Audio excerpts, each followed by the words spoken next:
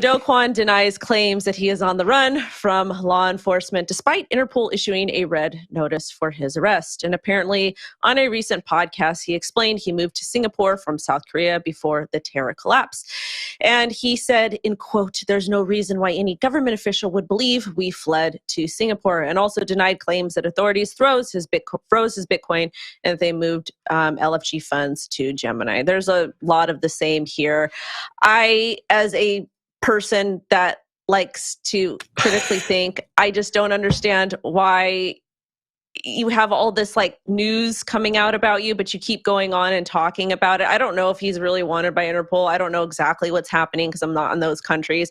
But at the same time, I probably would consult PR or my legal team and probably not talk. I don't know though. It's anybody take this at this point, please. I got you. You know, we've talked about this headline a few times before, and because the story's not really changing, I do think that's important though, right? We don't know where he's at. No one's grabbed him yet, and yet there's arrest warrants out for him. It tells you a little bit about the pseudonymity in crypto and also the ability to hide with funds.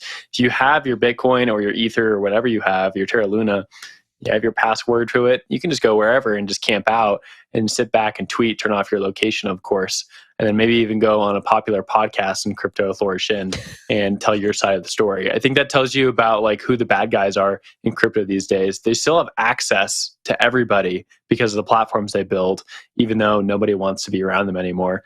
I think every time we see these tweets from Do Kwon, that's what I'm reminded of, is a lot of times these people, they go behind bars. We don't hear about Bernie Madoff anymore. He disappeared, right? But we do hear about these people who are in crypto because they still have access to everybody. I think there's a little ego too. They still want their story to be told.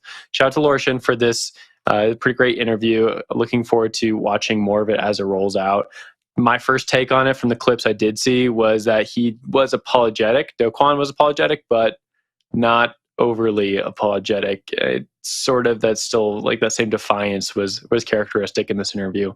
Zach, I'm gonna throw it up to you. Get your take on it. I saw Jen. I'm going to give it to Jen. She snagged it. I'll go very quickly. I just think we should stop giving Do Kwon a platform.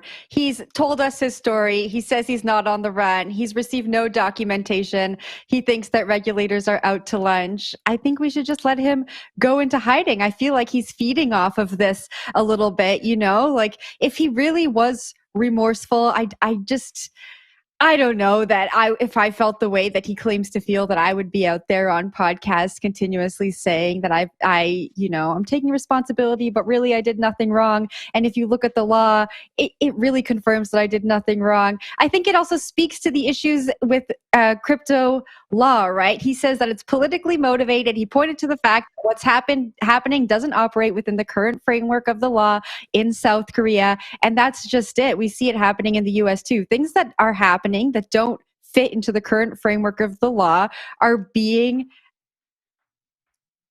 regulated, I guess, by enforcement. That doesn't really make sense, but I think you know what I'm trying to say. Regulators are enforcing against projects, and then we're getting some clarity out of that. I think that's what's going to happen with Do Kwon. Zach, I'm going to send it up to you. Maybe you can make me make a little bit more sense and add some of your own thoughts into there.